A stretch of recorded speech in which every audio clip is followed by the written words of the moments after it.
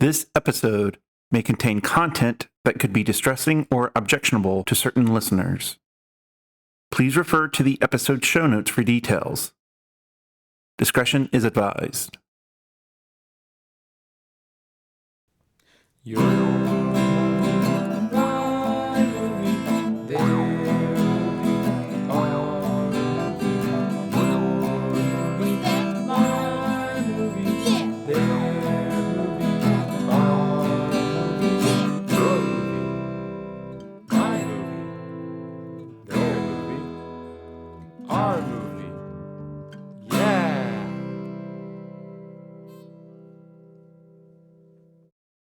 Hello! Welcome to Your Movie, My Movie with Dan and Steve. I'm Dan. And I'm Steve. This is a podcast where one of us picks a movie to watch and we discuss it together. In this episode, we'll be talking about one of Dan's picks, the 2015 movie A Perfect Day, starring Olga, Kurylenko, Benicio del Toro, Tim Robbins, and Mélanie, Thierry. Written by Fernando, León de Aranoa, based on the novel Dejarse Llover by Paula Farias, and directed by Fernando León de Aranoa. We will be talking about spoilers, so if you want to watch the movie first, now's the time to do so. But before we talk about the movie, Dan, who would you recommend this to? I would recommend this to any thirsty Benicio del Toro fans and badass hippies who want to help other people to avoid settling down. Okay. That's a pretty good recommendation. Yeah, I'm glad you liked it. Thank you. Steven, who would you recommend this movie to? I would recommend this movie to people who want to watch a movie that's the kind of shit I would write. Okay. I could see myself writing a movie like this. Okay. You know, is that a good thing? It's a thing. It's okay. just a thing. That's how it is. You know, like, yeah, we can shoot a movie in Eastern Europe, you know, and I know that a lot of those would be like, you know, straight to Redbox or straight to streaming, like B-movie action movies. Mm-hmm. But they don't have the budget for it to be an action movie. Uh-huh. So what do? Well, you got to make it about, what? Let's see, 6 people talking? 6 people talking for an hour and 40 minutes. And that's what this movie is. Interesting. Okay. And driving. I mean, you know, there's driving too. Yeah, there's driving. There's because that's all they have the budget for. Yeah. So, but I mean, well, that's how it would be in my case. There's cows though. You have to, you know, right in a cow budget. You know. Yeah. That's fine. So, I mean, well, this was based off of a novel, so you know, like they knew what was happening from the get-go. But yeah, me, I'd be like, well, I don't have the budget for an action movie, but we can film in Eastern Europe. So what am I going to do?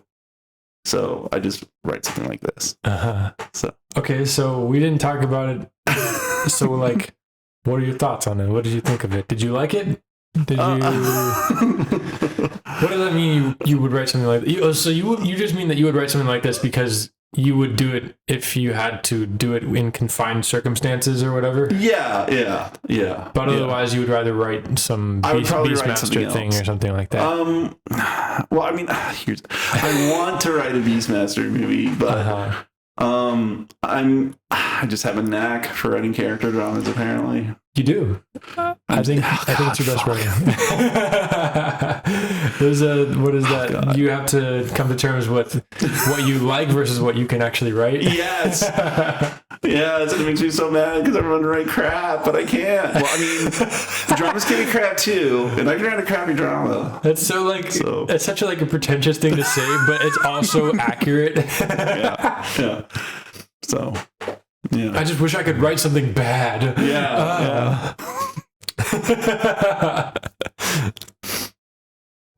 Well, that's why I'm a perfect critic. Just shit on other people's writings and. Oh God! If only I could write something bad. That's what an asshole I am. So what did I think about this movie? Well, I told you what I expected, and it was not what I expected. No, wait. What did you tell me that you expected? It was like a crazy plot. Go ahead. Okay. Do you remember it? So the opening scene is we see this body being pulled up out of a well by a rope. Yeah. And then the rope breaks, and then the body falls back in. Mm-hmm. And then it says, let's see, somewhere in the Balkans, 1995. Yeah. And I'm like, oh, okay, well, here's what this movie has got to be about. That dead body falls into the well, and it's done by international aid workers. And so what they're going to do is they're going to go into the well, eventually get them out, but they're going to find gold down there. And then, they're going to want to keep it for themselves. But then there's going to be, an Eastern European militia that's after the gold too. So then it's going to come down to a fight. Uh-huh.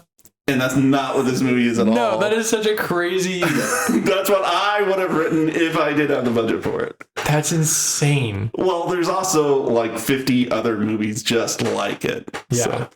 And I reference Men of War with Dolph Lundgren and Captain Bell, mm-hmm. which is the exact same plot. Oh, it also has Thomas Gibson too from Dharma and Greg. From Dharma and Greg? Yeah. That was a big NBC sitcom. I think it's NBC. Could have been ABC. Oh. But yeah, it was a big sitcom. One of the BCs. Yeah. One of the American BCs. Uh-huh. As opposed to the CBS. So. Or the UK BCs. Yeah. Yeah, so it wasn't that movie. No, it was not that movie at all. So and it took me a while to understand what kind of movie it was. About like the maybe the second time they were trying to get a rope. Okay. Yeah, that's what this movie's about. This movie's about 6 people trying to get a rope. Yeah, 6 movies are trying to get a rope in a day. In a day, and also trying to get a kid a ball. Well, yeah, but that's incidental. But that's true. Yeah. Okay, so Dan. Yeah. We just kind of briefly talked about the plot. Well, I mean, I guess we don't have to talk about the plot now. Well, there's a little more to it than that. Okay. Well, here's what I want to do from now on. Okay. Because in the last episode, we were very long-winded about the plot. Uh-huh. We talked about the plot of that movie longer than the movie actually was. And we have a gift. What can I say? We do have a gift for something. We are gifted, I guess you could say. We are special, yes. So anyway, my mama always told me I'd be good at something. What's that from? Zombieland. Oh, okay. Yeah, I haven't seen it. So here's what I want to do. Okay, mm-hmm. I want to do a 2-minute summary from now on. Mm-hmm. We only have 2 minutes to summarize the plot of a movie. Okay. But I feel like it's fun to do it in a really long way. Yeah, but then we don't get to talk about the things. True. Okay. Things about all right. How about like 3 minutes? Okay. No, 2 minutes is fine. You're fine. Okay. You're fine. Why am I critiquing your thing? Well, you're fine. You're gonna have to do it in 2 minutes. Okay. All right. Okay. So let me get the timer ready. Yeah, get the timer out somewhere I can see it. Well, you do it on your phone. Okay. All right. 1 sec, guys. 1 sec. But do the alarm so we can hear so the audience can... so it's cinematic. Yeah. Okay. All right. Ready? Yeah. 3, 2, 1. Okay.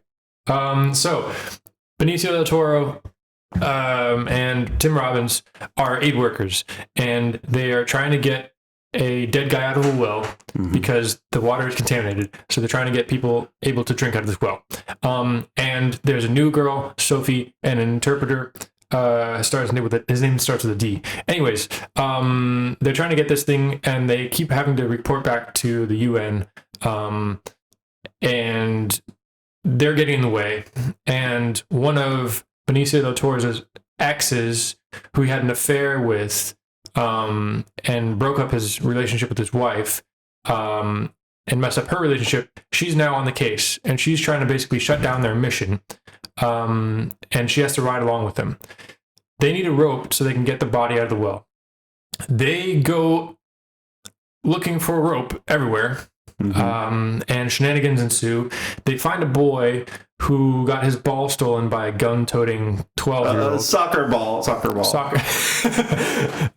ball was stolen. And so they bring him along on their mission, and he eventually actually helps them find some rope.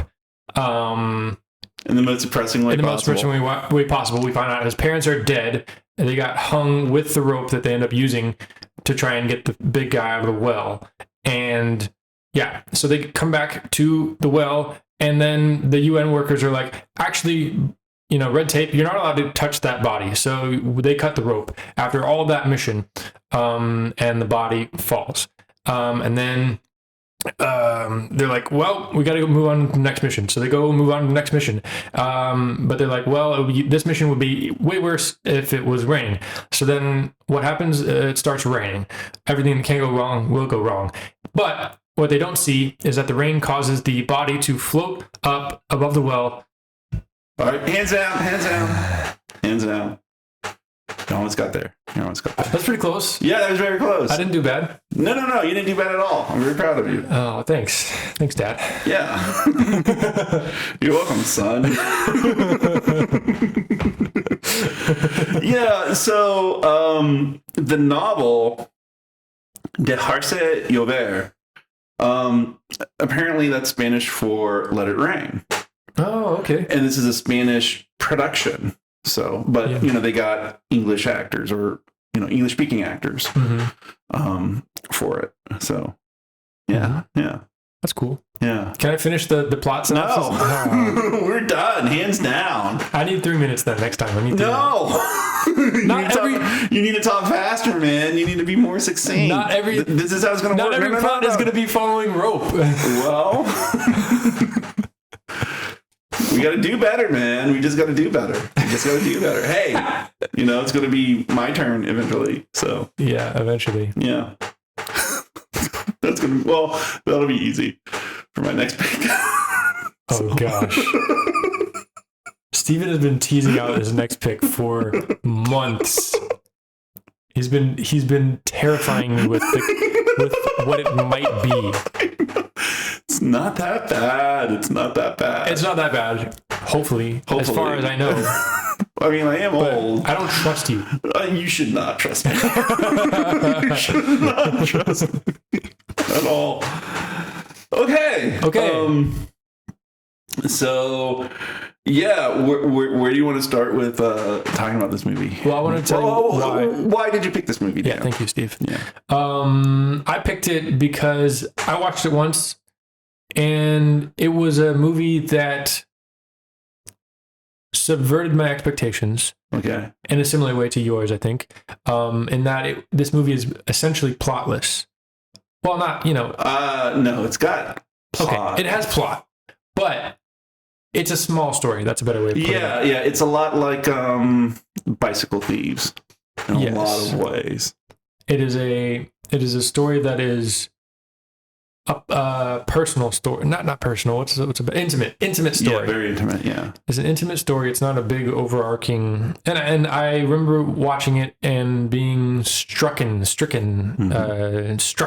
by that, and that impressed me about it. Also, I love Benicio del Toro. Tim Robbins, maybe a little less, though. I like Tim Robbins, too, but not as much as Benicio del Toro. So I wrote in my notes, Tim Robbins in this movie, it feels like he's doing his impression of Philip Seymour Hoffman playing Dusty in Twister. I could see that. Okay. He was definitely playing it up more than anyone else in the movie, I think. Yes, especially at the beginning there. At the beginning, I was cringing a lot. Yeah. But as it went on, it got toned down, to a manageable level, which was really good for his performance. So. I still think he did a good job, but he was...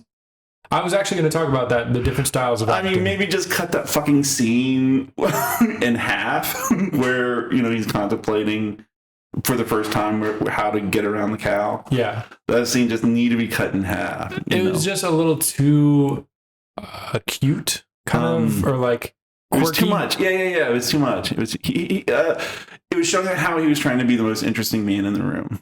Yeah. Or, in the movie. So. Yeah. I mean, it was setting up. Yeah. It was just like, yeah, you're right. Yeah. But God, I mentioned this movie to you before we recorded it, but now I just really want to watch Tim Robbins in Antitrust, which is a movie with Ryan Philippe, where Tim Robbins plays a very sinister Bill Gates.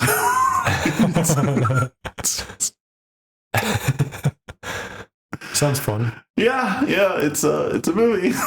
I love Tim Robbins in Bull Durham. Mm-hmm.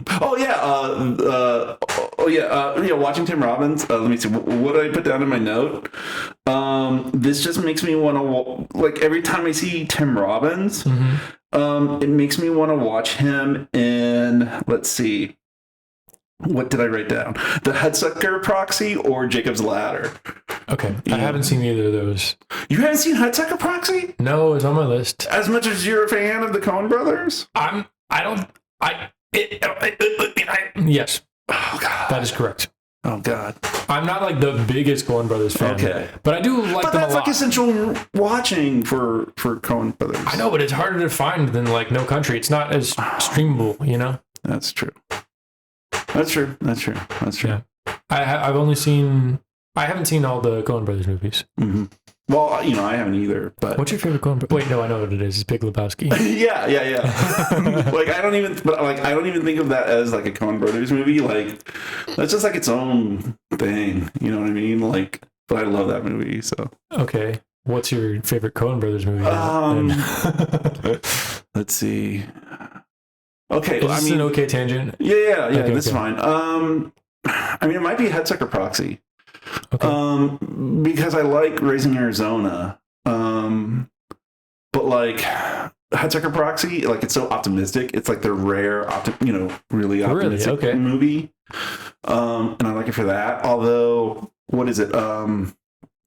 Is it called An Ordinary Man? Yeah, I think so. Yeah. Like that one, I think a lot about. Gotcha, yeah. Trying to figure out what it's about.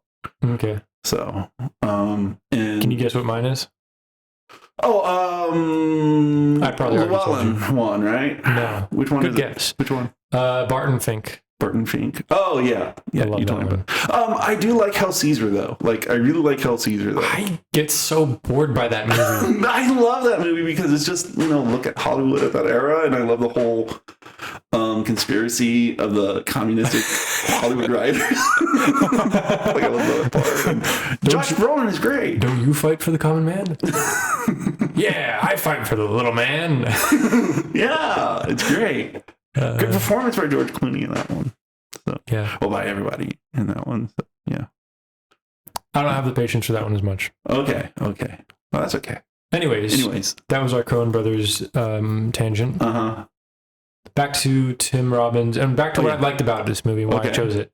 Another thing, it's optimistic. It's an optimistic movie, and I don't pick a lot of those. Yeah. That is true. But it's a realistic, optimistic movie, I think, in a way. It reminds me of in Charlie Wilson's War, the fable of we'll see, said the Zen master. We'll see, said the Zen master. Yeah. Okay. Yeah. I'll just look up that clip on YouTube. I can't Charlie Wilson's War. What's that movie about? It was written by Aaron Sorkin. And it's about it's set during the 80s when the Soviet Union invaded Afghanistan. Okay. And so Charlie Wilson was a member of the House of Representatives. Mm-hmm.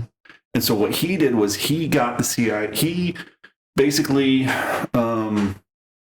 got Congress to fund a CIA operation to provide to arm the Mujahideen Afghan rebels as they fought against the Soviet Union. That sounds like a Dune people. Well, yes, yes, that's true. Sorry. But the Mujahideen eventually did 9/11. Oh, okay. Yeah, so, Gotcha. it's a great movie. It's that's one of my rewatchable movies. Okay. Yeah, You love Aaron Sorkin. I do love Aaron Sorkin's dialogue for sure, and that's one of his like snappiest movies, I think. So this reminded you of that because it's optimistic in a similar way? Is that what you said? Not optimistic, but like what is bad in the moment can be good later on, and what is good in the moment can be bad later on. You know, because that's essentially what happens. You know, throughout this movie, like that's a good point. Yeah, you know, they get the rope, but they get it because the child Nicola, it's their parent, it's his parents who were hung. Yeah. So, and then you know, at the end, they're going to fix the latrines of a refugee camp with 8,000 people. So, you know, they said it's a swimming pool of shit and it'll be fine as long as it doesn't rain. Then it starts to rain, but then that rain causes the well to fill up, and that's how the villagers get the dead bodies out. So, yeah, it's that kind of thing. That's a great, you know, good eye on that theme because that's a really interesting one, and I think that's it's interesting because that's what the UN was trying to stop. Right? Was that don't intervene, like intervene as little as possible because you don't know what consequences your actions can have sometimes. Well, another aspect of that is, you know, they were trying to get the dead body out, but they couldn't have the rope. So they went to the security briefing, and then Sophie, that's when she, you know, they're only the UN military forces will only deal with the wells that are mined. Right. So then they say, well, that well is mined. Yeah. When it isn't, just to try to get them to do something about it. Sophie because she was new and she was optimistic and she thought the UN might help them. Yeah. She spoke up and didn't stop speaking up. She kept pestering them in a way. But, well, you know, not pestering, that's a negative word, but you know what I mean? Well, I mean, it's applicable. And she lied and told them that there was a mine inside the body. To try to get them to deal with it. And so it's only when they got the rope that the UN came by and, you know, stopped it because they said, hey, we got to report that this body has a mine in it. We can't get it out now. And, you know, cut the rope. So, you know, that's another aspect too. In that moment, she thought saying that would help, but later on, you know, it hindered her. So, yeah. And that reminds me of a Kurt Vonnegut quote, which is, you know, he was talking about Hamlet and about writing in general, and life in general. And it's the quote is, I think, you can't tell a good thing from a bad thing sometimes. Because, you know, in Hamlet, he tries to do a good thing and then it backfires in a similar way, or you know, the bad thing, you don't have any point of reference. Right. You're just kind of swimming around in this guesswork world. So you don't know if something is going to turn out for good or for bad. Yeah. And you just have to live with that. Yeah, the law of unintended consequences. Yeah. And I think that's a really, really beautiful thing to think about. Especially, you know, because we're humans and we try to control everything and we want to imagine that we have control over everything, and we don't. You know, but that doesn't mean we shouldn't try to change things for the better. That just means that, you know, give up on your fantasies of control. Yeah. Because they're not going to solve anything. You know, just watch Jurassic Park. Yeah. Have you watched? I've seen Jurassic Park 1, 2, 3. Okay. And Jurassic World. You just have to see the first one. That's okay. I like the third one, you know, because, you know. I have no idea why you like the third one. I mean, it's not bad, but it's not good. Do you like the third one or the second one better? Do I? Yeah. I just watched the first one. You haven't seen the second No. one? I saw the second one in the theaters. Yeah. And I think I saw the third one on Blu-ray. Mm. And then I saw, what is it, Jurassic World one? Uh-huh. And that's it. I'm done. But I only like to watch the first one. Yeah, the first one's the only good one. Yeah. Yeah. But, all this talk about unintended consequences, it reminds me of a book series I once read. Uh-huh. Series of Unfortunate Events? No. I'm just kidding. No, I'm just kidding. It's called the World War series. Yeah, the World War series. And it's written by Harry Turtledove, who does alternate history. Okay. So it's an alternate history where lizard aliens invade the Earth right in the middle of World War II. Oh, wow. Okay. Yeah, and the reason why... Well, Steve, that happened. That's not an alternate history. That's a true history. If only it happened. But so the reason why unintended consequences is a theme in that book is so the aliens, they sent a probe to Earth during our dark ages. So they thought that when they would invade 500 years later, they'd come back and we would still be at that level of technology. Ah, okay. But that's because the lizard aliens, they develop technology very slowly because they want to make sure that they, work out all the problems with it and make sure there's, no harm, as they develop their technology, whereas humanity just, just dumps it into war. Let's fucking go, motherfuckers, ride or die, bitches. And so by the time they come back with their invasion fleet, we have tanks and nukes. Well, we eventually developed nukes. Yeah. But yeah. So it's really, a lot of people don't in the alternate history subgenre of people. Yeah. The people who like that, apparently they don't like that too much because I guess it's a little too sci-fi for them. Oh, okay. But I don't mind it. I don't mind it at all. Yeah. I like the mundane alternate history where just something weird happens. But I don't mind a little bit of sci-fi. Yeah, what's wrong with a little bit of sci-fi? Loosen up, yeah, people. Yeah, exactly. Yeah.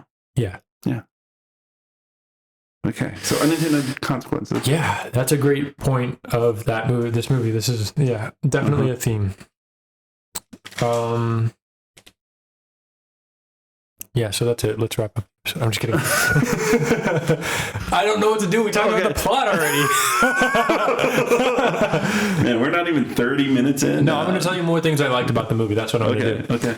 I loved the tone. Okay. We talked about this a little bit already, but the optimism is beautiful, but it's a sort of ironic optimism, and there's a comedy to this whole thing.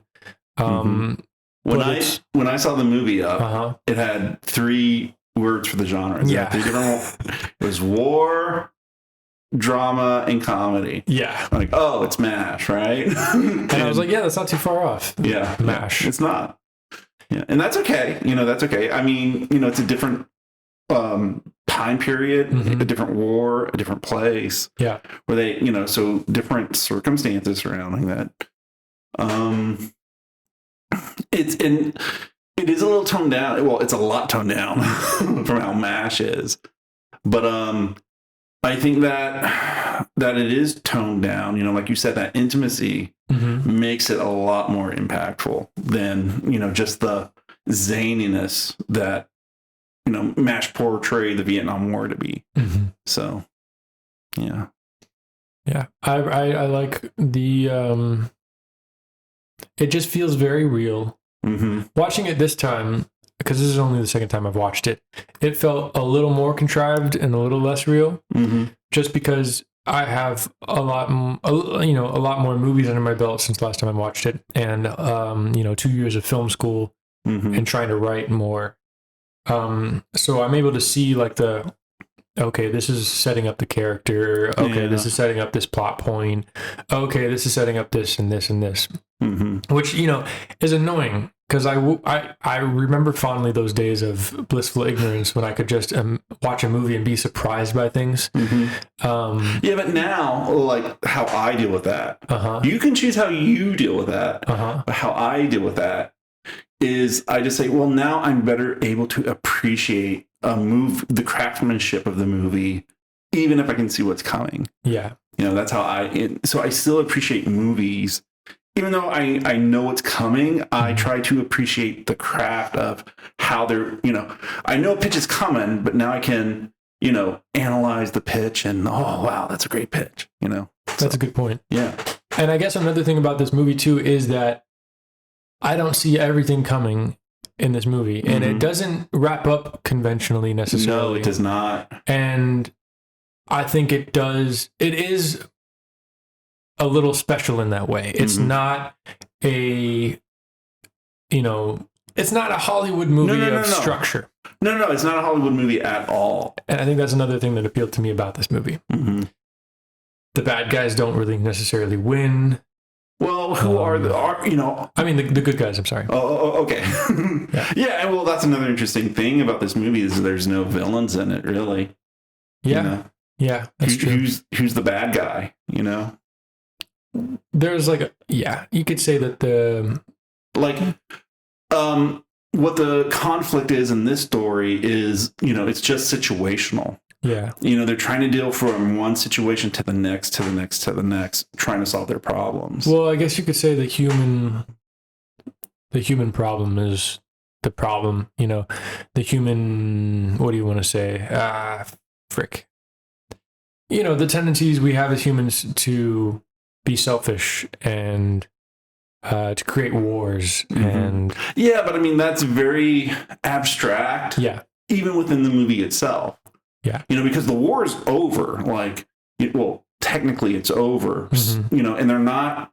There's only one part where they're dealing with enemy soldiers. Yeah, and even then, there's no violence.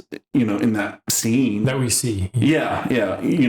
All the violence is implied to be later. Yeah. But, we're not there when it happens as an audience. So, yeah. And even then, they're not the bad guys of the whole problem, Well, no, but I think that's what I mean by the humanity is the problem because, we see there's these guys who bring a truck of water in and sell buckets of water for $6 a bucket. There's the 12-year-old. There's the question of, did they throw the body in the well so they could sell the water that they have? Yeah. There's that, but it's also just the way humans take advantage of each other, I think. Yeah. Because there's, a 12-year-old who steals the ball from the kid, Nicola, and then, waves a gun around to chase off Benicio del Toro and Nicola. And, there's that other scene. I love this movie because it's so great at just putting characters in little situations. It's like vignettes, and they all tie together thematically. It's really great. Well, they all tie together plot-wise, too. That, too, yeah. Yeah, everything is set up. Everything is set up, and that's what's really great about the screenplay. Yeah. Yeah. I'm thinking of, too, they go to, a guard shack storage place, and there's a guy there, and it's just a bombed out, hollow building, but there's a flag in the back. And they're like, hey, we need that rope because it's going to save people. It's going to get people fresh water. And he's like, don't touch the rope. Yeah. You can't touch that rope because it's holding the flag. And if that flag goes down, I die. I get killed. They're going to kill me. Yeah, because, he's going to get killed by his own military because he would have surrendered to the enemy. Right. Which would have been, a crime. Right. So, yeah. So, and then, Tim Robbins asks, man, is it water? Are you going to choose the water or are you going to choose the flag? And then they drive off and the flag is in the foreground. Yeah. So that's that human aspect of choosing almost like ideology or over helping people, over humanity in a way. Yeah. And then can I just say one thing about that scene? Yeah. So Tim Robbins, that's a funny part. Yeah. He offers the soldier at that little fort, a Marlboro Red. Like, oh man, a Marlboro Red. I miss Marlboro Reds. I used to be a smoker. You smoked Marlboro Reds? Oh man, when I really needed it. That's how you know you were hardcore. Because nobody smokes Marlboro Reds unless you're hardcore. No. I normally I would smoke Marlboro Lights. Yeah. But every once in a while, I wanted to feel hardcore. Yeah. I smoked Marlboro Reds. But then when I was feeling cheap, I would get Mavericks. You would get Mavericks? Which is the Harley Davidson. I didn't know they were Harley Davidson cigarettes. They were back when I was smoking them, 20 years ago. I didn't know they were that old. I thought they were kind of like an imitation cigarette almost. Because I work at Walgreens and I sell cigarettes all the time. So I categorize people by cigarettes. And that's actually what my trainer, Julia, whenever I first got the job, she was like, you can kind of categorize people by cigarettes. Anyways, I just didn't want to take that credit. I wanted to give that credit to Julia. She came up with that idea. Anyways, Marlboro Reds are, the full pack of fucking lung rotting tobacco. Yeah, they'll hit you in the chest. Marlboro Lights are what the common man smokes. Marlboro Special Selects are what the common cheap man smokes. 305s are what the broke people smoke. Yeah. American Spirits are for the hipsters. Newports are middle class white moms. No. Newports are, kind of across the board. Okay. Anyways. When you want to smoke it, when you don't want to taste like it. Aren't they menthols? Newports are menthols, Yeah. When you want to smoke a cigarette, but feel like you brush your teeth afterwards. There you go. That's the joke I've been looking for. Yeah. I'm trying to think of what the most hardcore people smoke. No, it is Marlboro Reds. The most hardcore people, it's either, it's Reds, but it's also, just people who buy the chewing tobacco. Or I think honestly 305s are people who just don't give a fuck and they'll just smoke anything because it's cheap. Yeah. Anyways, God, sorry. We just turned so many people on to smoking right now. Don't smoke, kids. Don't smoke. It's not really worth it. Cool. Yeah. It's not worth it. Don't do that cool thing. It's really not cool. Like people just spend like hundreds of dollars on, slow suicide. Yeah. That's what Kurt Vonnegut called it. Sorry to keep quoting Kurt Vonnegut. He's not wrong. He's not wrong. But it bothers me every time I sell people cigarettes and I'm like, you cannot afford these. Yeah. Do not come in every day and spend $8 on cigarettes when you come in here, struggling to buy whatever the fuck. It just bothers me. But I mean, I get it. It's an addiction. Yeah. And it's what, helps us feel human and like we have some, I guess control. I don't know, relief in the world, whatever. But it's not. No. Get relief somehow else. Stretch, exercise, fucking drink water. I don't give a shit. Whatever. Sorry. Drink liquor. Drink liquor. That's what I do. Stop, Steven. We gotta influence positively. I'm such an enabler now. Whatever. That was a weird tangent. Man, there's a John Waters movie we gotta watch. I haven't seen any John Waters movies. It'll be a treat. It'll be a treat. But there's this one where she just goes off on like everything she hates, and like that's just but not as right wing. So I'll show it to you eventually. Okay. Let's see. What else do you want to talk about? Can we talk about the soundtrack? Yeah. The soundtrack is kind of odd. Yeah. It's like very bluesy, rock and roll-ish. Yes. Most of the time. Although there was that one time where they played Marilyn Manson. Yeah, that was the most out of place. When did they play Marilyn Manson? Do you remember? It was like at a very poignant part. I think it's the part when they find the bodies hanging. Nicola's bodies. Nicola's parents' body. Yeah.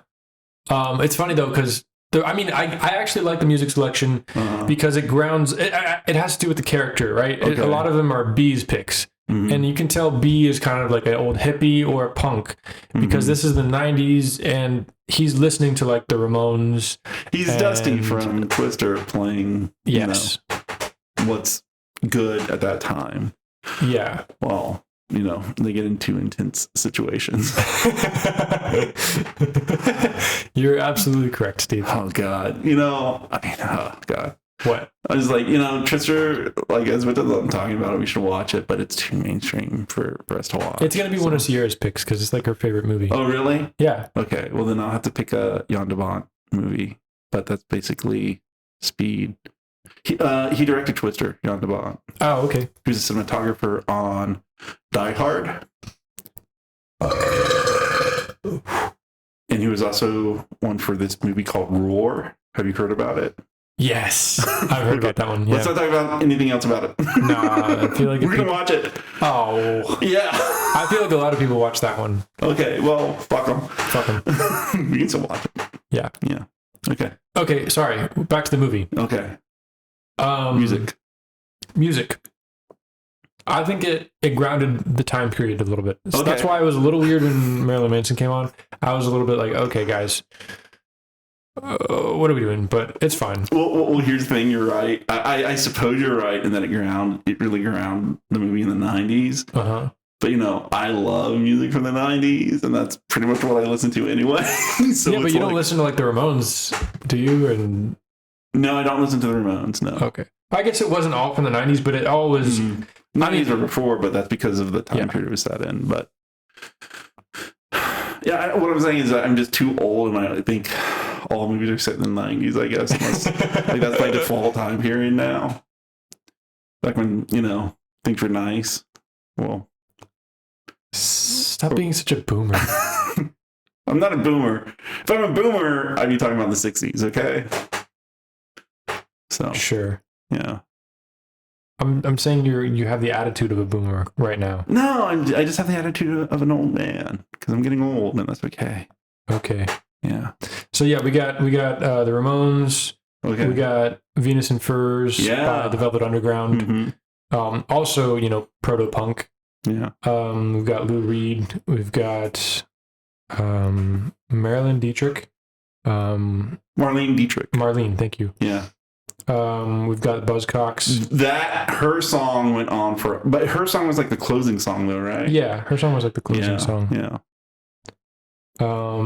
It kind of reminded me of Paths of Glory, where at the end of that movie, there's the have you seen Paths of Glory? Remind me what Paths of Glory is. That's a Stanley Kubrick movie with Michael Douglas set during World War I. I have not seen its entirety. Oh, okay.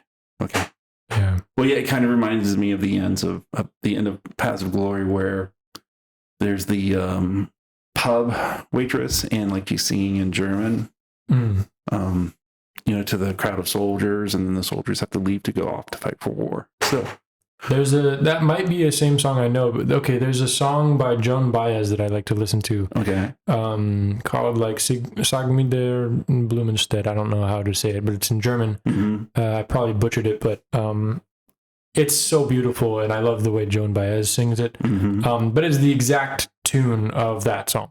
Okay. Oh, which song? Of the song that we were just talking about. Marlene Dietrich? Yeah. Okay. I think it's the same song, just in German. Right. Is what I think it is, but I could be wrong. Okay, that's cool. So I wonder if it's the same song that you're talking about from Paths of Glory. Whatever. Could be, maybe. Well, yeah. The audience can figure it out. Yeah, you guys figure it out. Yeah. But yeah, the music was nice. Mm-hmm. Sweet Dreams Are Made of These by Marilyn Manson. Unfortunately, is a good song. I like the song. Fuck Marilyn Manson. But well, it's just overplayed for me. So. Yeah, that's fair. Yeah, because I also listened to the original during the 80s. So. That's such a good song, though. Yeah. Oh, my favorite movie. Oh, no, is it? Oh God, I can't remember. What? What is there's a movie that might have it, but I'm not sure. I could be wrong. Oh God, we're gonna have to watch this for the podcast. It's called Toys with Robin Williams and Joan Cusack. Oh, I've seen the cover of that a million times. I've never watched it. That's one of those like 90s just like void movies, you know? What do you mean void movies? Like the 90s had so many fucking movies, and that's just one of those that like no one talks about ever. Well, no one talked about it, but nobody saw it except for me because I saw it in the theater. Oh, wow. But I think you'd like it because... I love John Cusack. Well, it's just one of those movies. It's like, well, who was this movie made for? Okay, You know, who was this movie made for? And Is it's it got like Robin Williams in it. Is it like with Big, where it's like a weird pedophilic relationship almost? No, not at all. No. Okay. I promise. Okay. Yeah. I think I've heard people talk about it, Okay. but it's a comedy podcast that I listen to. Okay. Maybe. Dynamic Banter is the podcast. Okay. I'm definitely going to put toys on my list now. Okay. And I'll have to find a place to watch. We're so all over the place this episode. That's okay. They don't mind. Audience, let us know if you mind our tangents. Yeah. Okay. Too bad it'll be way too late for us to actually do anything about if you mind tangents. This is true. Whatever. Okay. The dialogue in this movie, that's another thing I want to talk about.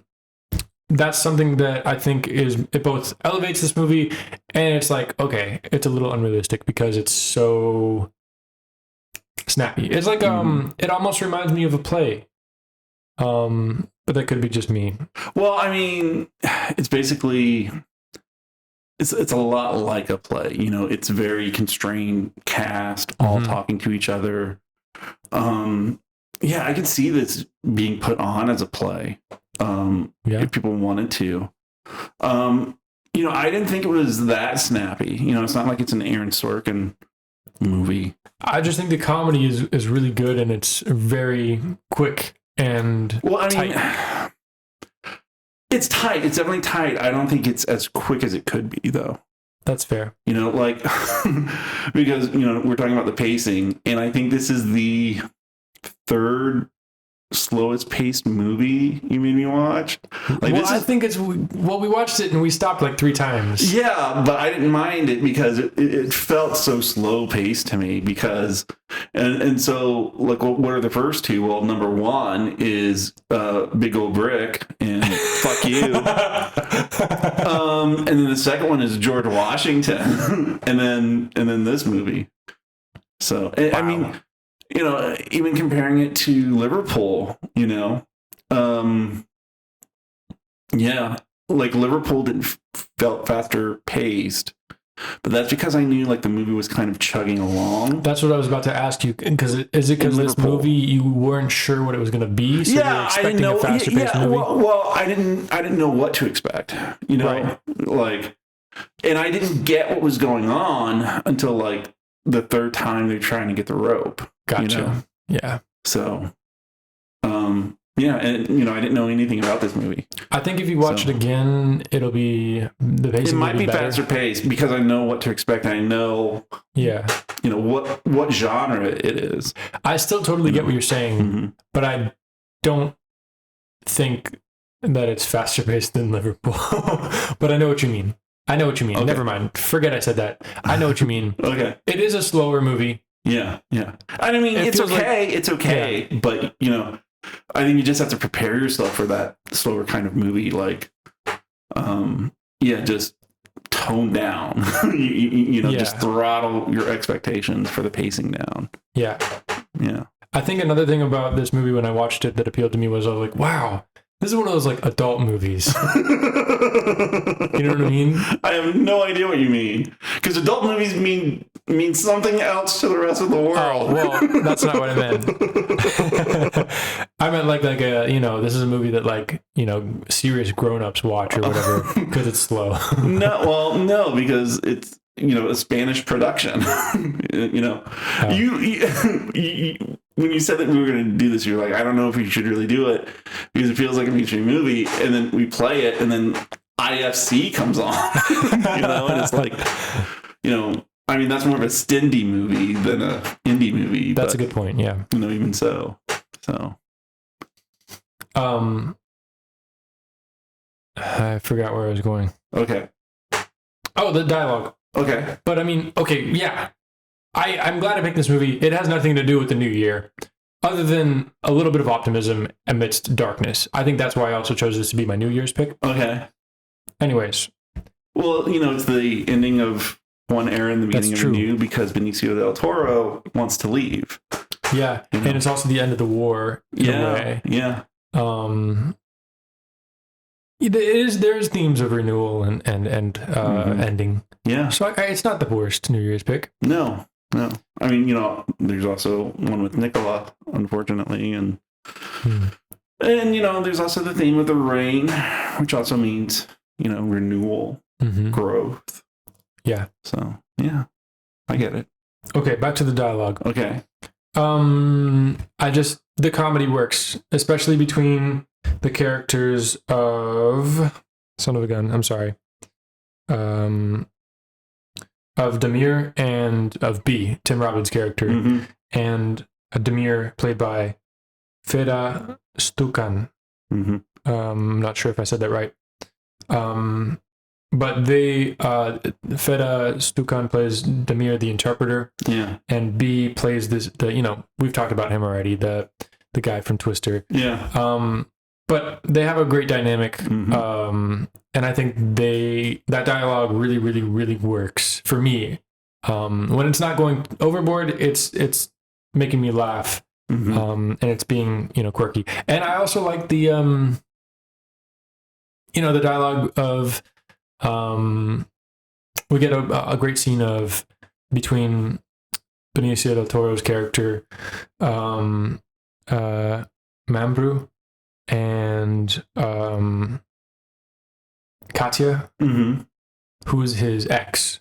Well, she's not his ex. What happened was they had an affair together. Yeah. Okay. And he was married and she had a boyfriend. But what happened was, because the two of them slept together, Katya broke up with her boyfriend so she could be in a relationship with Benicio del Toro. But Benicio del Toro did not break things off with his wife. And then now Katya is a woman scorned. Yeah, and Katya wrote his wife letters. Okay, yeah. And his wife broke up with him. Oh, okay. I didn't catch that part. I think. I know that Katya wrote his wife letters. Okay. And I assume that's why she broke up with him. Okay. And that might be why he has a girlfriend and not a wife. Oh, okay. Okay. That part was a little difficult for me to follow, I suppose. But that's okay. I still vibed with it. Yeah. But the dialogue between them, I like, especially there's a part where they come across for the second time a cow in the road that someone has dragged onto the road to make the people on the road go around the cow and drive over a landmine. And they don't know which way to drive around the cow. So they camp out there overnight. Yeah, while they wait for somebody from the UN to come and, clear any possible mines away. Yes. Yeah. And in that moment, at that nighttime, that's when things come to a head between Mambrú and... you can see the actors, Benicio del Toro and Olga Kurylenko. Yeah. Yeah, I just like that, we get these awesome character moments of, she's like, do you have a picture of your girlfriend in your wallet? And he's like, yeah, I have a picture. He's like, you didn't have a picture of your wife in your wallet. And he's like, how do you know? I went, did you go through it? And she's like, I don't have to tell you. And he's like, what's important is that's not important.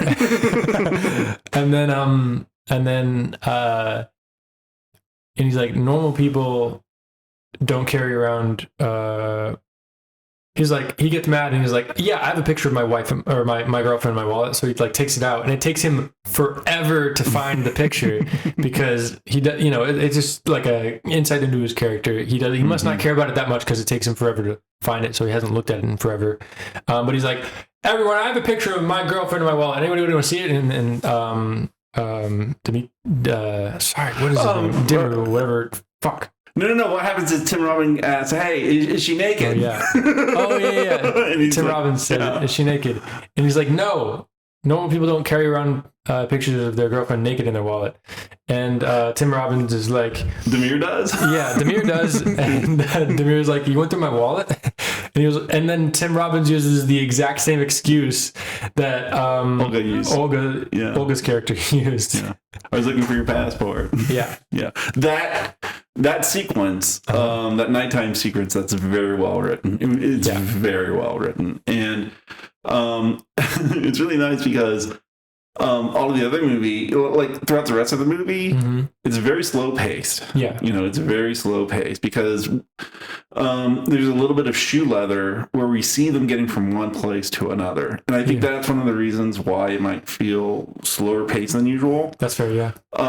But this part where they just stop, well, they just stop and they just have to be with each other for a while. Yeah. And, that's where, all those conflicts kind of come to a head. And it's when Tim Robbins does his best acting in this movie. Yeah. When he tells Benicio del Toro that he has to sleep with Olga so that she'll say good things in her report about their mission. Because he's not playing it over the top. No, he's not. He's playing, how he's playing it is he's playing it as someone who's normally over the top, but being, underplaying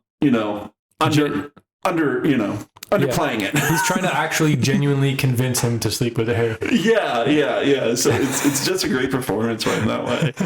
Another thing about this part is when Tim Robbins radios back to headquarters and he's like, yeah, we're gonna have to stop here for the night. And then I'm like, hey, do you have supplies? And he's like, yeah, we have supplies, we have sardines. I'm like, hi, have you ever eaten sardines? No, I haven't. Okay, I'm kind of tempted to try eating sardines, like eating a sardine sandwich. Okay, why? Well, I kind of started watching some of these cooking videos on YouTube. And there was this one guy who was like, yeah, I was born and raised in Vancouver, and when I would get home from school, my mom would make me a sardine sandwich. What the fuck? Yeah. That's crazy. Yeah. Like, just put mayo on bread and then lay the sardines. And like the sardine, like it depends on the brand that you get. But they could be marinated in olive oil and maybe herbs. So I'm somewhat tempted to try it. I want you to try it and update me on it. Okay. But I'm not a big seafood eater, so I feel like that barely counts as seafood. You think so? I don't know. Okay. To be honest. Are you a big seafood eater? Growing up, I didn't eat a lot of seafood because my dad was not a big seafood fan. But more recently I've gotten into it more. Okay. So I wouldn't say I go out for it, but I am growing to like it more. Like what kind of seafood do you like? Basic stuff like shrimp po' boys, fish and chips. Okay. But Sierra, for our anniversary or like her birthday or stuff, we go to like a place where they do a seafood boil, and that is really good, and that's something I'd never experienced before. I tried crab and what is it, like clams or whatever, and that I never thought I would try a clam in my life, just because they look so freaky. But they're not bad. Yeah, so would you try sardines? I would try it. Okay. But I would be afraid of it. Would you try like one sardine, or would you like make a sardine sandwich and then try to eat that? Like, I don't know. I could probably try both, but I would, I don't know. For the first time, how would you want to? I don't know. I feel like it could be worse just trying a sardine alone. But a sardine sandwich is a bigger commitment. Right. So I don't know. I know a guy like you'd have to finish it. Yes. I would hate to not finish it. Yeah. But back to the dialogue. Okay, the dialogue. He's talking. He's like, yeah, we got some sardines and some other stuff, but we could really use a pizza. Do you know anyone that delivers around here? And that's a little, Okay, sure. All right. It's fine, but it's fine. But fine. what was I gonna say about the dialogue? When he's like, you have to fuck her for the people of Bosnia. And Benicio does it, or he just gets such a look on his face. It's priceless. Yeah. Shows you sometimes the best forms of dialogue is body language. Which is something I wanted to talk about. Okay. Because that's one thing, at least in my circles of understanding, that Benicio del Toro is famous for. Okay. Which is acting with as little dialogue as possible. Because, in the Team Deacons podcast, they talk a lot about how he's on Sicario, and he asked the director, can I not say this chunk of dialogue? Can I just say it with my face? And they did. They cut it, and he did it with his face, and it worked brilliantly. Yeah. And so I think that's something that Benicio del Toro is superb at. Yeah, but we can't forget his ability to deliver a line. That's true. No, absolutely. He's great at delivering lines. Hold on. Oh, okay. All right. Maybe not. What's the point of what? Okay, like 2 movies. Okay. Well, I don't know if we'll talk about the second one. But he was in a Bond movie. Okay. He was in License to Kill. Okay. And he plays a bad guy. This is when he was like really young. Yeah. And what happens is they killed a DEA agent's wife, and they're about to kill the DEA agent. And it was the day they got married, right? And so he goes, "Yeah, we gave your wife a nice honeymoon."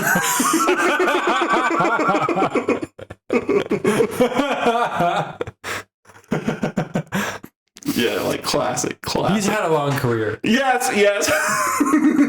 His batting average is pretty good. Oh, it's great. It's wonderful. But he was also in The Usual Suspects. Where which I also haven't seen. You just have to listen to his like I can't even describe it. Like holy cow. It was a creative choice. Okay. Yeah.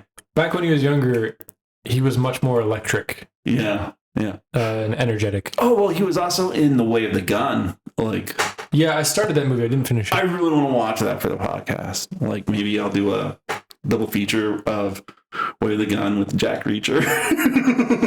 Way of the Gun, I got like 5 minutes into it. I was watching it in the room with my parents, and I was like, this is not a parents' movie around. They just talk. They just curse a lot. Oh, okay, yeah. Your parents, yeah, probably. Not my parents, yeah. Okay. And I was like, this is kind of like edgelord shit. But I could be wrong about that. But that was an initial reaction. Yeah, kind of. I mean, it's a thriller, so yeah. Anyways. Yeah. I'm down to watch it. Okay, great. And then I wanted to talk about, the difference in acting between Tim Robbins and Benicio, because Tim Robbins, he plays it up quite a bit. Yeah. And it's not super natural. Sorry, that was weird. Supernatural. It's not very natural, but it fits his character. Yeah. Yeah, because you can just tell that he is trying, like I said, he's trying too hard to be the most interesting guy in the room. Yeah. And I always say, there's no trying to be cool. If you're trying to be cool, that just means you're not cool. Yeah. Either you're cool or you're not cool. And, that's one of the few binaries in this universe. So, you know what I mean, though? Yeah, I know what you mean. Yeah. Although some people, I don't know. Some people I can't tell if they're trying or not. So I can't tell if they're cool or not. Okay. Or maybe it changes over their lifetime. Am I one of those people? You be honest. Steve, I love you. Are you about to tell me I'm not cool? I've never thought about that question with you. Okay. I mean, you're cool, but like... I I don't know if you're a cool guy cool. Does that make sense? Okay. No, I'm not cool, a cool guy cool. You're cool because you're comfortable with being yourself. Yes, that's very true. That's one of the things I love about you. Thank you. Yeah. And that is a cool guy thing. It's a cool guy trait. Mm-hmm. You know? So. Thank you. Yeah. The jury's still out. Okay. Okay. I think Benicio del Toro is cool as fuck. Yeah. And he doesn't have to try. Yeah. He does make it look easy. Yeah. Yeah. Even the way he just does things, like he just drives. There's a part where we just see his finger. Like he's driving and is like he just has his finger up while he's driving. It's very weird. Mm-hmm. It just reminds me of something like my grandpa would do. Like it's just weird that I've never seen anyone just drive with their index finger just like up on the steering wheel, just like just weird. Or like he just like takes something out of his mouth right before he starts a scene, or like he just does these things that you could say are a sort of method in that you know. As an actor, you want to ground yourself with a physical object or with something in your natural environment. Like his sunglasses, he's playing with his sunglasses a lot in a few scenes. And he uses them. He uses his environment well. Mm-hmm. It's just very, very natural and cool. I don't know. It sounds like one of those actors' tricks to like keep the audience looking at them. You know what I mean? Sure, yeah. Like that's why that's one of the reasons why William Shatner like talked on Star Trek the way he talked, how he did those pauses so the audience would have to look at him longer.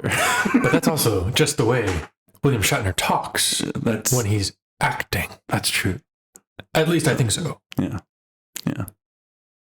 So, probably. Yeah. But I mean, He's pretty good looking as far as Benicio del Toro is. So I don't know if you have to try to get people to look at him, but I know this is true. This is true.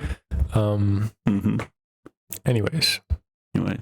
Well, I mean, that's the other thing too. Like, I don't know how old Benicio del Toro looks, but he like looks like he looks like an older man. You know? Yeah, in this movie. Yeah. So there's like a bit of an age gap between him and old Katya. Yeah. So. Yeah.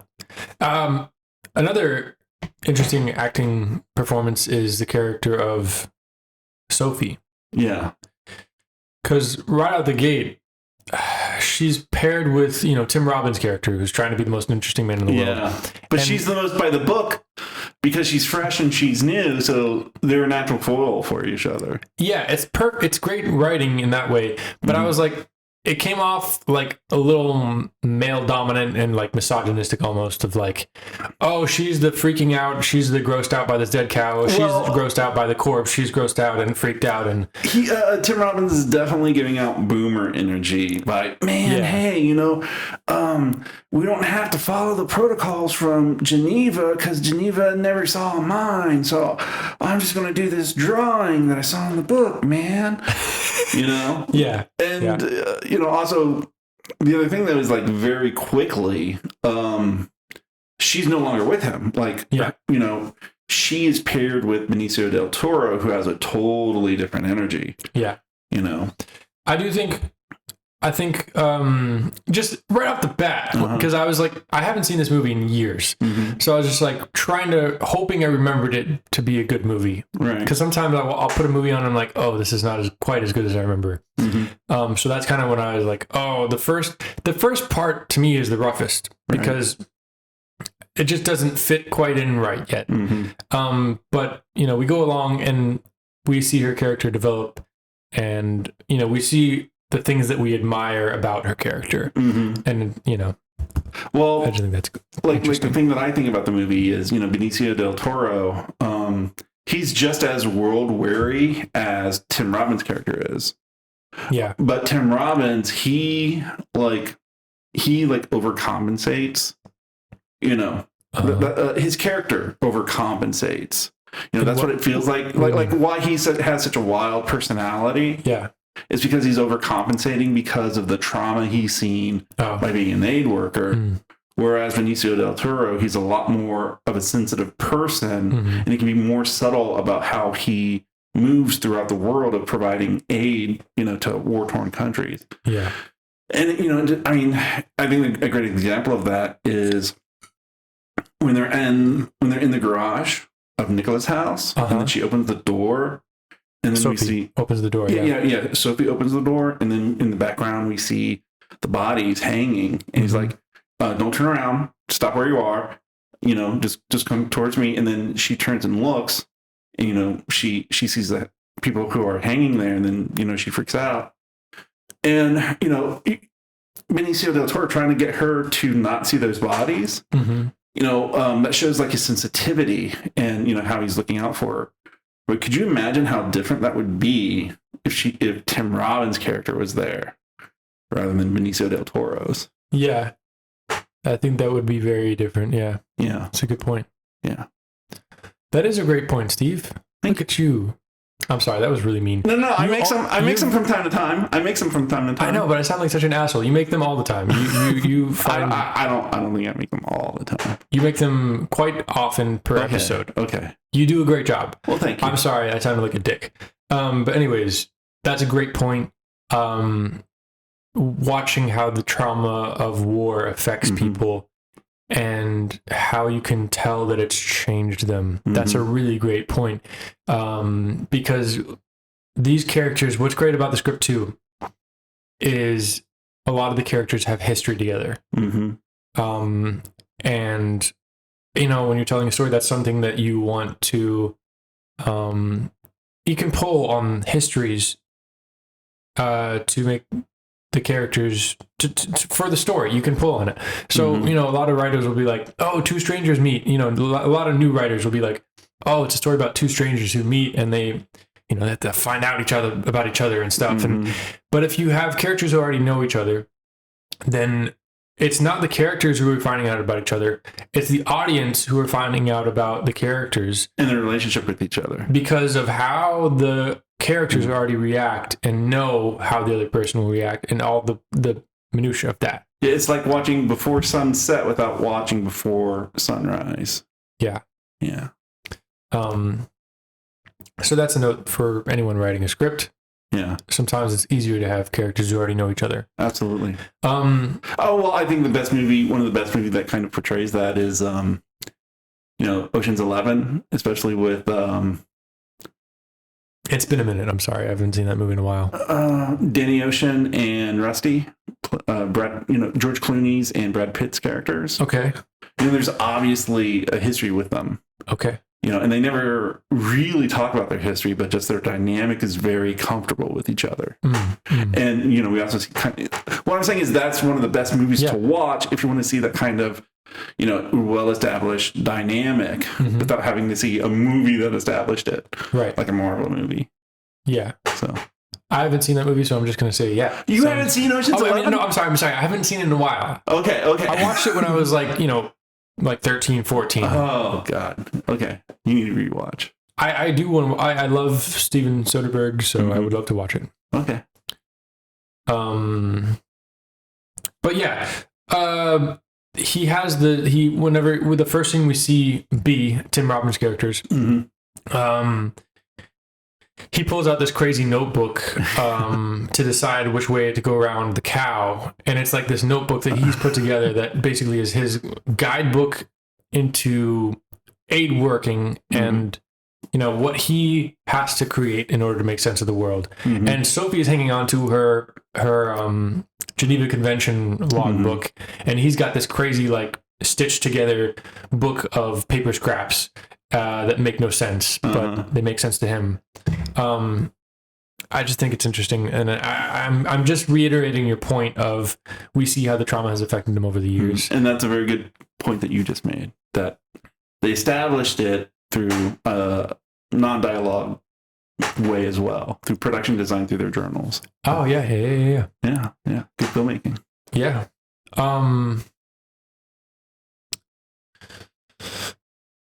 Yeah. Okay. I'm trying to think of other things to talk about. We just have so many great vignettes. I just love the dynamics between the characters Mm-hmm. really work Yeah. in this movie. Yeah. We get I really think that I think every actor does a great job in this movie too. Yeah. I think, Sophie's character, played by Mélanie Thierry, or sorry, that's probably a bad way of saying it, but I think she does a great job. And they just all play off each other so well. Yeah, they all play their characters for sure. Yeah. Like, I never get lost. I never see the characters instead of the actors just because these are such big name actors, especially Benicio del Toro and Tim Robbins. Mm-hmm. But they get really close to it. Like they're not themselves, they are their characters within this movie. Yeah. So, yeah. I just love I don't know, it's the bit. It's a what do you call it? It's like a dynamic how they play off of archetype. each other. Yes. Yeah. Of Demir's character as an interpreter, mm-hmm. and Tim Robbins' character as this inarticulate, rambling poet, hippie poet type character. And they just work so well together. Mm-hmm. I love whenever they're going up to the guard shack and Tim Robbins is like, "Let me handle this. Don't say a word." Yeah, that's a great. And he goes up to the guard sequence. and he starts to try and like talk to him with sign language mm-hmm. and like, not actual sign language, but mm-hmm. like, making signs and. Yeah, well, that's the thing about this movie is that technically it's a comedy, mm-hmm. but it's not the kind of comedy where you laugh out loud. No, you're never going to laugh out loud at this movie. No, but you're just going you're just going to appreciate the irony, that's in this movie, mm-hmm. and the other the bits that Tim Robbins does. Yeah. So, which is fine because it's actually a good thing that they put it in because this movie is such a downer otherwise. So I get it. Exactly. I get it. That's a great call. So, but we also see the more grounded side of each character, and we get a mm-hmm. little glimpse into each. And that's another thing, that this movie does well. Mm-hmm. We see that in Demir whenever they're at the roadblock uh-huh. with the enemy soldiers who still think that the war is going on, and they're going to probably shoot some prisoners of war right after the aid workers leave. Yeah. And they're trying to get through this roadblock, and Demir is trying to, interpret and, convince them to. They're using Demir to, interpret and stuff. But he's like, no, I can't. I'm done trying, basically. And Benicio del Toro's character is like, why? What's going on? And he's like, they know my brother, mm-hmm. and they can get to my family in this other city. Yeah. So I can't try anymore because they threatened my brother. And, as funny as he is throughout the rest of the movie, mm-hmm. this sort of character who's there to ride along, and he's not dim-witted. He's just kind of like, it is what it is, and he's kind of happy-go-lucky. Yeah, I would say. He's there to interpret for the aid workers, not provide aid himself. Basically, yes. Yeah. That's a great little scene that shows mm-hmm. our window into his serious life. And we even get, some of Tim Robbins' character. Well, that happens when he's talking to Olga, and Olga's like, well, who do you have back home? You have nobody back home. Mm-hmm. You're just going to be an aid worker for the rest of your life, but that's because you don't know how to be a normal person anymore. So that's that's it for him. Yeah. And with Sophie, it was the garage, like we mentioned. And then with Nicola, the closest thing to that for Nicola is, when he meets his grandfather, and then, Benicio del Toro asks the grandfather, like, do you know what happened there? And he's like, yeah. Well, when are you going to tell Nicola? And he's like, when the war's over. When the time is right. Yeah, when the time is right. So, and also, again, because that comes back because we find out that Nicola sold his soccer ball for $10. Mm-hmm. He's like, hey, somebody can get me to my parents, because he thinks his parents are still alive in a different village. But if you give somebody $50, they'll take him, he can get through the checkpoints to that village to meet his parents again. And Benicio del Toro, he can't tell him why he can't go. Because his parents are dead. Yeah. He just says, you can't go. You can't do that. You can't. So instead what he does is he gives him $100 bill that he has hidden away. And I know why he has that hidden away. It's because it's if he needs to bribe somebody, just in case. Yeah. I have that when I'm a producer on a shoot. And something happens and I need to just pay somebody off for whatever reason. So I do the same thing. So that's how I know that's why he has that. And it's like, okay, you can have this $100 bill on one condition, that you take your grandfather there. So I guess actually that's more like Benicio del Toro's. It is his arc. Yeah, grounded moment. Because he's trying to decide whether to give up on aid working or not. Yeah, and go back home and settle down with his girlfriend. And he's kind of getting disillusioned with this whole aid relief thing. And he doesn't know whether or not it's worth it anymore, and he's actually doing anything good. And that part comes at the lowest point for him whenever the UN shows up and they've finally gotten the rope and they're finally about to pull the dead body out of the well, and the UN just comes in and just cuts it out. And everyone's freaking out. Demir is like, that's our rope, give us our rope back. And everyone's kind of distraught, and Benicio del Toro just goes off, sits down by himself and doesn't fight at all. He's like, he's given up. And then he sees a group of teenagers walk off with Nicola's soccer ball that they've taken from his house, and they basically fought to get this soccer ball. And so he goes up to them and he grabs it from the group of teens, and then thinking that they stole it from him. Yes, because earlier in the movie they stole a ball from him.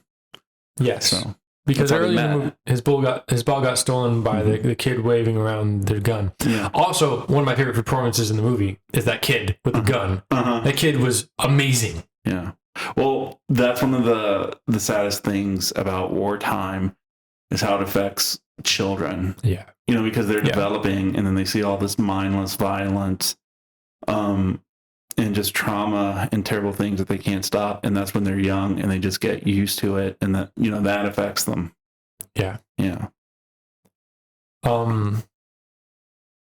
But so Benicio del Toro's character, Membru, he yanks the ball out of the teens' hands, and they come after him a little bit, and he grabs a rock and threatens them with the rock. And Tim Robbins' character is kind of just watching. Everyone is slowly realizing what's going on, and kind of cautiously what's going on, man? Are you going to snap on these kids? What's going on? And then they tell him that he sold it, and that kind of almost breaks him a little more. And then he goes and he asks him, and he has that special moment where he's and that's kind of him, restoring his faith a little bit in the fact that this isn't pointless, that they have to try, and that there is it matters whether they can help people or not. They're still trying to do their best. And what I love about the ending too is that they don't get to see the body getting out of the well. No. But what the cinematography did a great job of showing was that as the people are pulling it out of the well, they're using the rope that the whole team of aid workers wrapped around the guy. It's almost like they mattered. If only a little bit. Even if only a little bit, they still mattered. And that's why I think the end is so optimistic. The ending montage is wonderful, because it's just this recap of everything. Well, it's not a recap. It's more of an epilogue where you see what happened with some of the characters that the main characters interacted with throughout the movie. We see the guy at the guard shack. We see the lady with the cows. That was a plot point. the lady with the cows helped them get around the cow, helped them get around the mines. Yeah. Yeah, we just kind of see every important vignette that we saw throughout the movie. Yeah.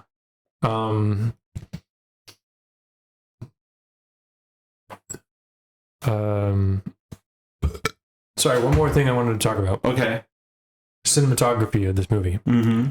Gorgeous. Yeah.